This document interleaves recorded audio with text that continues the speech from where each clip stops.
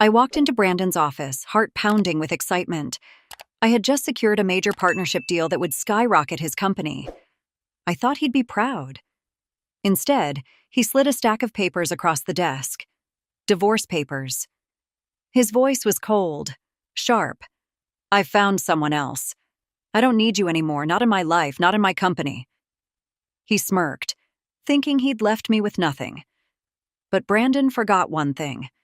The company is still legally mine. As he walked away, I gripped the papers with trembling hands and whispered, "You just made the biggest mistake of your life." You won't believe how this woman turned her husband's betrayal into the ultimate revenge. Stay with me till the end to see how she left him jobless, broken, and begging for forgiveness. Don't forget to like, subscribe, and hit the bell so you never miss stories that hit this hard. When I first met Brandon in college, he was the boy everyone overlooked. His clothes were always a little too big, his shoes a little too worn. But his smile? His smile was bright, like he believed the world still had something good to offer him. I believed in that smile. Brandon was struggling with his classes. He worked night shifts at a small diner, barely making enough to eat, but he always talked about building his own company one day. His dream felt so far away, but I clung to it like it was my own. We started dating after I helped him with a business class project. One thing led to another, and soon, we were inseparable. He had no money, but I didn't care. I worked 2 part-time jobs just to keep us afloat.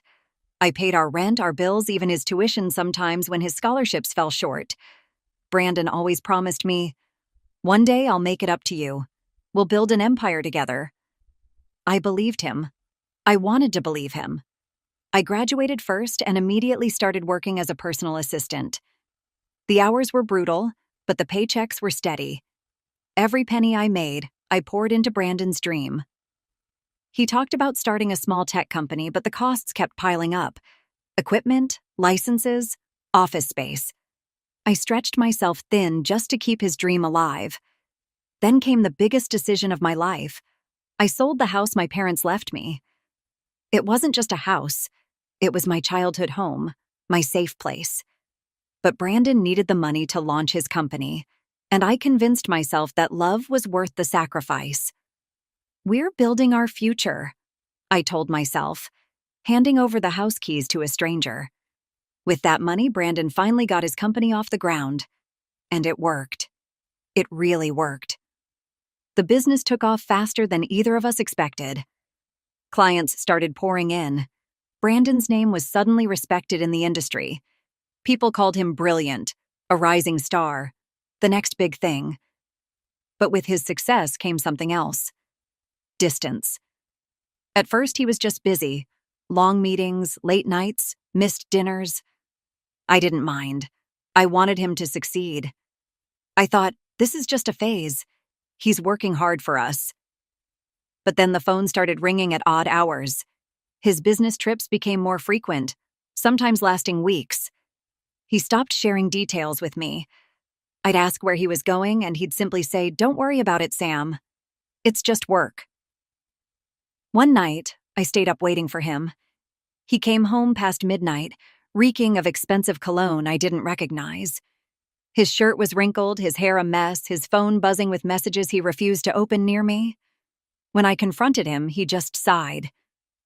"Sam, you're overthinking. I'm building something here. You wouldn't understand." I felt like a ghost in my own marriage. We barely spoke at home. I would cook dinner and sit alone at the table while he typed away on his laptop. When I reached for his hand, he would pull away, pretending not to notice. I told myself I was just being insecure, that the man I sacrificed everything for would never betray me. But the gap between us kept growing. Sometimes, I'd catch him smiling at his phone, typing quickly, then locking the screen when I walked by. He stopped wearing his wedding ring, saying it got in the way during work. Deep down, I knew something was wrong. I wanted to believe that all the years I spent building him up, all the nights I cried from exhaustion just to fund his dream, all the things I gave away for him, I wanted to believe they still mattered to him. but I could feel him slipping away piece by piece, and I had no idea just how far he had already gone. It happened on an ordinary Thursday. I was on my way to drop off Brandon's forgotten wallet at his office. I'd done it so many times before that I didn't even think twice. I just wanted to help. When I arrived, his assistant told me he was in a meeting, but I knew where he kept his emergency key. I figured I'd just leave his wallet on his desk and be gone before he noticed. As I pushed open the door to his office, I heard his voice. He was on the phone, pacing by the window, his back turned to me. Then I heard her name. Monica. I froze. His voice softened in a way I hadn't heard in years. "You're my future. I just need to get some things in order.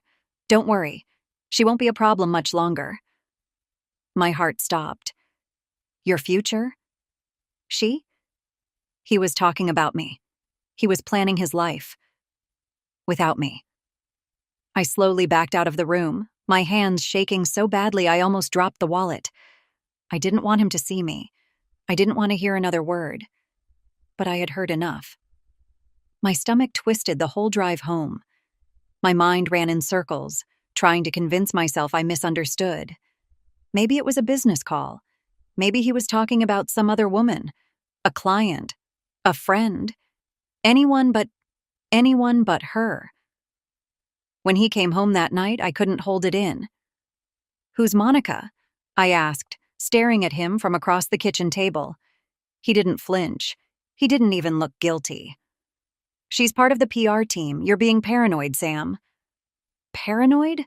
My voice cracked. "I heard you. You called her your future." He rolled his eyes like I was some child throwing a tantrum. "You're twisting things. You always do this." I tried to fight back, but his words sliced me open. "Maybe if you spent less time worrying and more time being a good wife, we wouldn't have these problems." A good wife? Was I not a good wife when I worked double shifts to pay his tuition? Was I not a good wife when I sold my family's house to build his dream? Was I not a good wife when I stayed up nights waiting for him to come home? He made me feel like I was the problem. I swallowed the lump in my throat and forced a smile. I told him I wanted to fix things. I told him maybe we just needed time away. "A second honeymoon, just the two of us," I whispered, clinging to the last threads of our marriage. For a moment, I saw hesitation in his eyes, but then he shook his head. "I can't. Business is too demanding right now. Maybe later."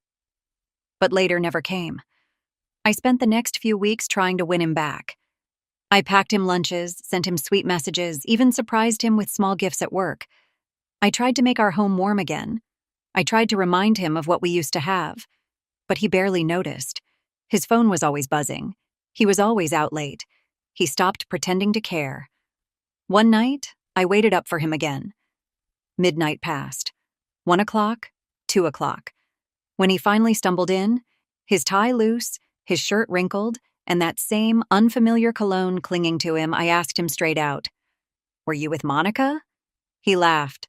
Not in guilt, not in nervousness. He laughed like I was beneath him. "You need to stop this, Sam. It's embarrassing." That was the moment I realized. I wasn't fighting for our marriage. I was fighting alone. He had already left me. He just hadn't said it out loud yet. But soon he would. And when he did, he would have no idea what I was capable of. I didn't know where else to go. I was falling apart. The man I had built my entire life around had already moved on, and I was just stuck. So I called the one person I still trusted, David. David had been my friend since high school. We lost touch for a few years, but he was now a respected lawyer, and if anyone could help me make sense of the mess I was in, it was him. When I walked into his office, I tried to hold it together. But the moment I sat down, the tears came pouring out.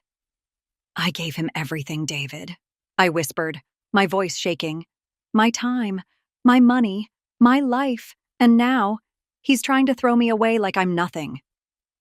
David leaned forward, his eyes steady. "Tell me everything. Start from the beginning." I laid it all out.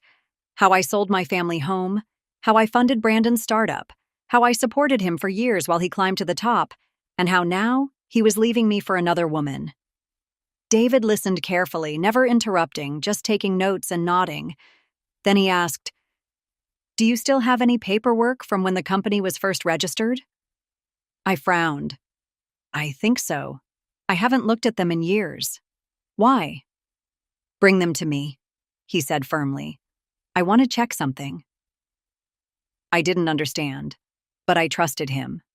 That night, I dug through old boxes in the attic until I found the dusty file labeled Brandon's Company. It still had all the original contracts, registration documents, and share certificates we signed when we first started.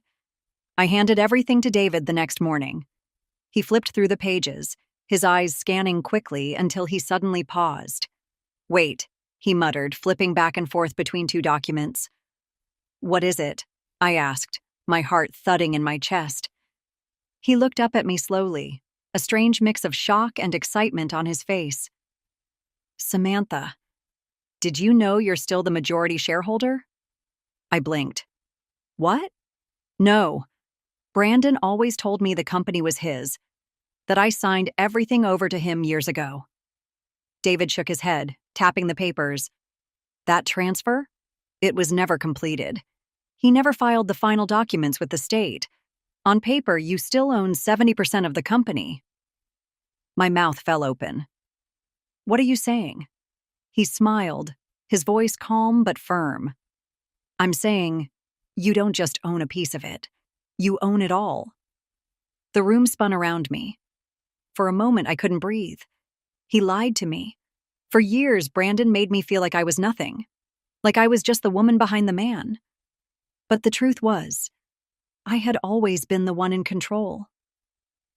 Brandon had built his empire on my foundation, my money, my sacrifices, and he was so arrogant, so careless, that he never made sure the final ownership was transferred. It was still mine.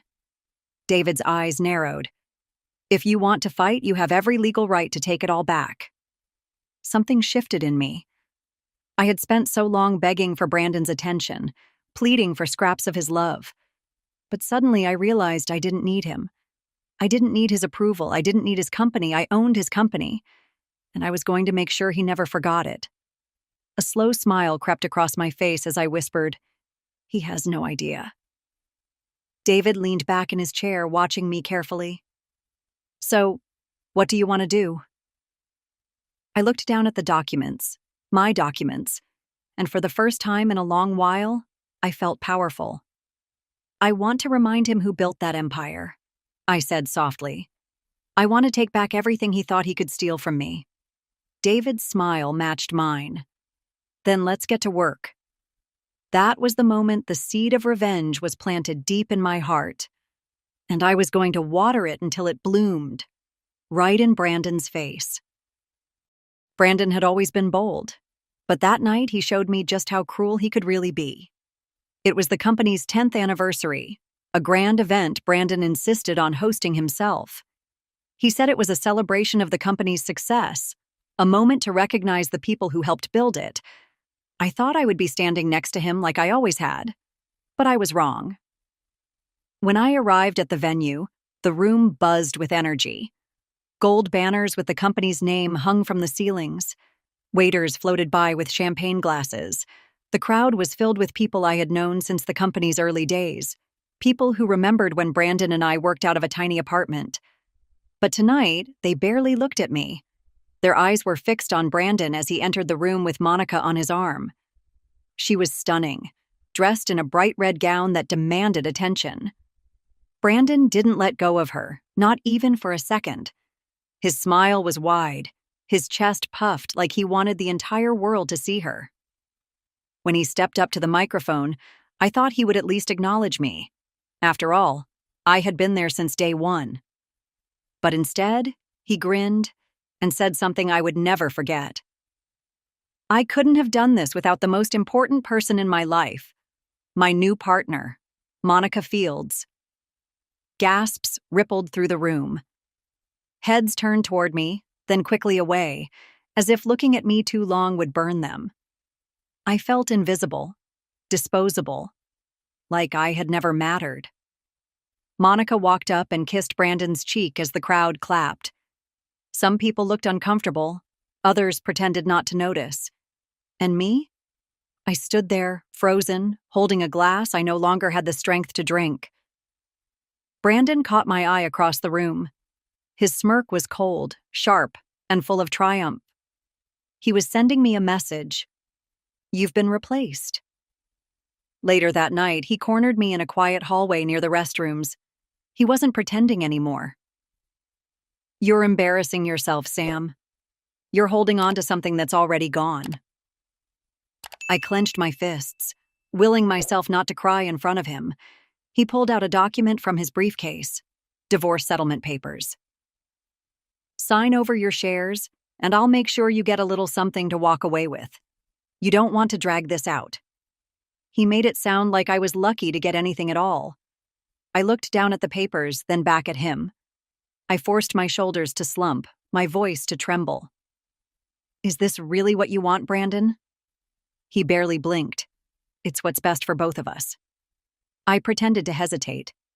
I pretended to be defeated. I wanted him to believe he had broken me. Slowly, I whispered, "Okay, I'll think about it." His grin widened, and he walked away, patting my shoulder like I was some wounded animal that finally gave up. But he didn't know the truth. I wasn't broken. I wasn't walking away. I was just getting started. That night, as I sat alone in my car, I carefully reviewed the settlement papers. I knew I would never sign them, but I wanted to know what kind of man Brandon really was. He was offering me nothing, no shares, no compensation, not even the money I originally invested. He truly believed he had taken everything from me. But Brandon's biggest mistake wasn't cheating on me. It wasn't even humiliating me. His biggest mistake was thinking I was weak. I reached for my phone and called David. "It's time," I told him. "I want to take everything." David's voice was calm, steady. "Are you sure? Once we start, there's no going back." I smiled through my tears. "Oh, I'm sure." From that moment on, I stopped begging for love. Now, I wanted something else. Payback. Brandon thought he had crushed me.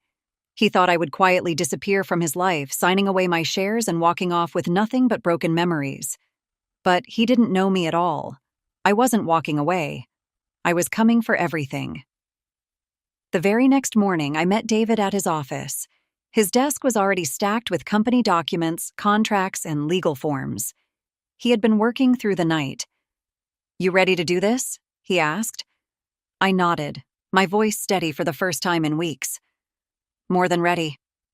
David carefully explained the plan. We wouldn't scream. We wouldn't fight in public. We would take it all quietly, piece by piece, before Brandon even realized what was happening. First, we filed to freeze the company's accounts.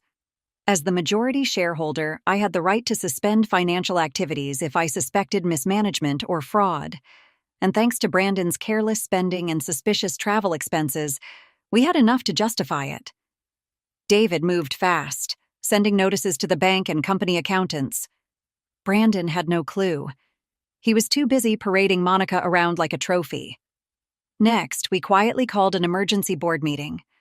Most of the board members hadn't seen me in months. Some assumed I was gone, that I'd given up. But when I walked into that boardroom, I saw the flickers of surprise in their eyes.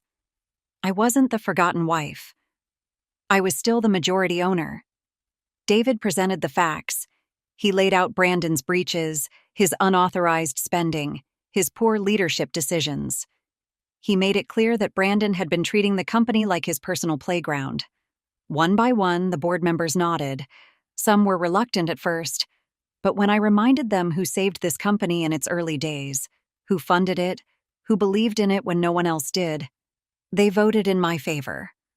I was reinstated as the controlling decision-maker. Brandon had no idea he was already losing everything. For the next few days, we quietly moved behind the scenes. We changed internal authorizations. We updated security protocols. We removed Brandon's name from key accounts. And finally, We changed the locks. It was a Friday morning when Brandon showed up to work, strutting like he owned the world. But when he tried to swipe his access card, the door wouldn't open. He tried again. Nothing. Confused, he walked to the security desk. The guard looked at him coldly and said, "Sorry, Mr. Carter. Your access has been revoked." "What are you talking about?" Brandon barked, his voice rising. The guard simply handed him a letter, signed by me. Brandon's hands trembled as he read it, realizing he had been officially locked out of his own company. His face turned red, his eyes wild with disbelief. He stormed to the glass doors leading to the main office floor, and that's when he saw me. I was standing in the center of the lobby, surrounded by the people who now answered to me. Our eyes met. His fist slammed against the glass. "Samantha, open this door. This is my company." I tilted my head, calm and steady. "Not anymore, Brandon." He pounded the door harder. "You can't do this to me. You can't." I slowly turned and walked away, leaving him screaming behind the glass, helpless. For years I had stood on the outside, watching him build his life without me. But now he was the one on the outside, locked out, powerless, forgotten. And this was only the beginning. The following Monday, I arrived at the office early. Not as the forgotten wife, not as the woman in the background, but as the official CEO. I had signed the papers that morning. The board had voted. The power was mine now, all of it.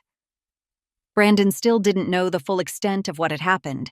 He thought getting locked out was just a misunderstanding, a mistake that would be quickly fixed. He probably thought he could bully his way back in. But I wasn't going to give him that chance. I sat behind his no-my-why desk and waited. When Brandon finally stormed in, his face was pale, his eyes bloodshot. He must have been up all weekend calling lawyers, friends, anyone who would listen. He slammed the door behind him. "Sam, what the hell is going on? Why are you doing this?" I looked at him calmly, my hands folded on the desk. "Brandon, you no longer work here." His jaw clenched. "You can't fire me. This is my company." I slid a thick envelope across the desk toward him. "Actually, it's mine. Always was. You just never cared to finish the paperwork." He tore open the envelope, and his hands shook as he read the official termination letter. The reality hit him like a brick. You can't be serious," he whispered, almost laughing in disbelief. "We can fix this. Come on, Sam. Don't throw it all away." "Funny," I said, tilting my head, "because that's exactly what you did." He dropped into the chair across from me, his confidence shattering right in front of me. "Please, I was stupid, I know. But you can't just erase me like this." I leaned in slightly. "I didn't erase you, Brandon. You erased yourself when you thought I didn't matter." His eyes flickered, desperation creeping in. "Look, I can't lose everything. I just can't. Let's talk. We can work something out." But I wasn't there to negotiate. Before he could say another word, the door burst open, and Monica walked in, her heels clicking furiously on the floor. "What's going on? Why is Brandon's access blocked? Why is everyone acting like you're in charge?" I stood up, smoothing the front of my blazer. "Because I am." She opened her mouth to argue, but I cut her off. "Monica, your services are no longer needed here." She laughed, thinking it was a joke. "You can't fire me. Brandon hired me." I turned to the head of security who was standing just outside the door. "Escort Ms. Fields out. She no longer works here." The security guard nodded and stepped forward. Monica's eyes widened. "Wait, you're serious?" "Very," I said, my voice sharp. "Feel free to clear your desk now." Monica's face turned beet red. She shot a desperate look at Brandon, but he was too stunned to help her. As the guard guided her out, she hissed, "You're going to regret this." I didn't even blink. "No, I won't." Brandon sank lower in his chair, his hands gripping his head. "You're ruining my life." I shrugged. "I'm simply cleaning up the mess you made." His voice cracked. "Please, Sam. I'll do anything. Just give me something. I have nothing left."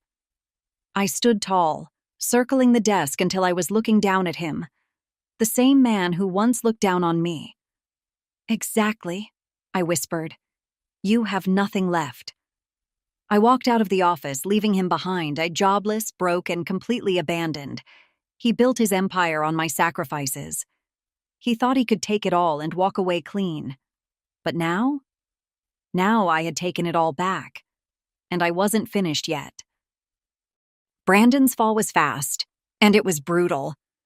The man who once walked through marble hallways with his head high, who barked orders like he was untouchable, suddenly found himself standing on the outside, begging to get back in.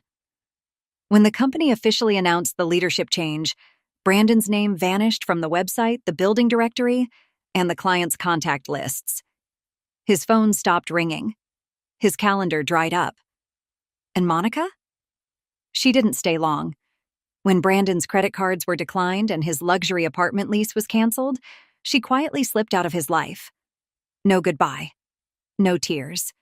Just a text. "Call me when you're somebody again." His friends, the ones who used to toast champagne with him and pat his back at corporate parties, suddenly had no time for him. They stopped answering his calls. They turned their heads when they saw him in public. Without his title, Brandon was just another man with nothing. And he couldn't stand it. He tried to fight me, of course. He hired lawyers. He filed lawsuits, claiming the company had been stolen from him. He said I manipulated the board, that I forged documents, that I had no right to take control. But David was 10 steps ahead. Every signature, every legal filing, every board meeting, we had done it all by the book. Flawless, clean, unshakable. Brandon's cases were thrown out one after the other. His last lawyer eventually told him the truth. There's nothing left to fight, she owns it. His reputation didn't just take a hit, it collapsed. Word spread quickly. Investors backed away. His name became a cautionary tale. The man who thought he owned everything was now left with nothing but regret. And me? I didn't just move on. I thrived. I rebuilt the home I had once sacrificed. The small house that once belonged to my parents was now mine again. I restored it with love, brick by brick, room by room, until it felt like home for the first time in years.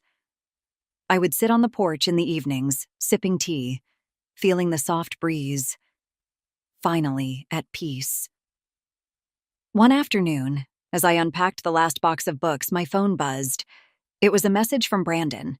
Just 2 lines. "Please, just talk to me, I'm sorry."